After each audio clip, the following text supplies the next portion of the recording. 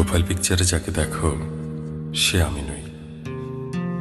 খেয়াল করে দেখো, ওই ছবিতে খুঁত নেই কোথাও। ওই ছবিটা সুন্দর। 10টা ছবি তোলার পরেই সবচেয়ে সেরাটা যায় প্রোফাইলে।